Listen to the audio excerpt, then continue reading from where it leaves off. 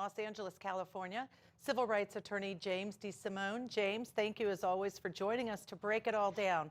First question, did the state, in your opinion, prove this case beyond a reasonable doubt?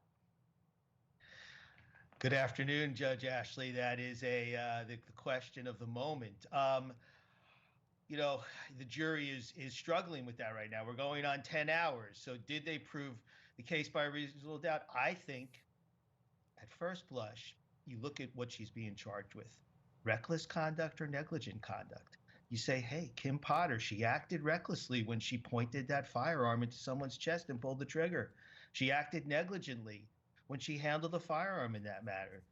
The prosecution proved it. But then when we look at the jury instructions, things aren't that simple. She has to have made some conscious choice that created an unreasonable risk of harm. And I think that that's what that jury is struggling with in terms of this. The defense says, hey, she made a mistake.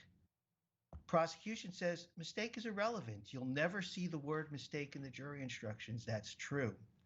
But they could have done a little bit better in terms of massaging those jury instructions to show that the conscious choices that Kimberly Potter did make on that day was what caused Dante Wright's death.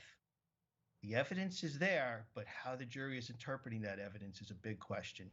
And James, there was also added to that, and the defense in closing argument made this clear, that the use of deadly force was okay. So that even if they found some of those things, that Michael Johnson, a prosecution's witness, actually testified that the use of deadly force was okay in this circumstance. And so I think the jury has heard all the explanations in why it could be she's committed a crime versus she hasn't committed a crime.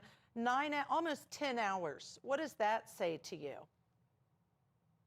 Well, going to the first point, Judge Ashley, if I could, about Sergeant Johnson, because I thought that although he was called by the prosecution, of course, he's the sergeant who's on the other side of Dante Wright trying to hold the gear shift so that he can't put it in drive and drive away, was actually the most effective testimony for the defense. And here is where we learn sometimes a compassionate cross-examination could end up saving the day and have you turn off Sergeant Johnson into the prosecution witness. For example, would he really have gone into that car if he thought that by doing so, he was creating the necessity of Officer Potter to use deadly force? That's what he's saying. I'm in the car. If he drives away, I could be dragged, therefore she should kill him.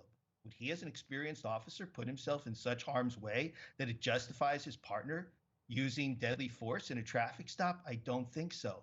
But the points were never made upon redirect in order to show that he would have never done that as an officer, and he really wasn't in the life-threatening danger that they claim that was created there. All right, you're going to stay with us. I also want to talk about implicit bias, because does that play a role in this particular case? Mark O'Mara, who has written about it, is going to join us next.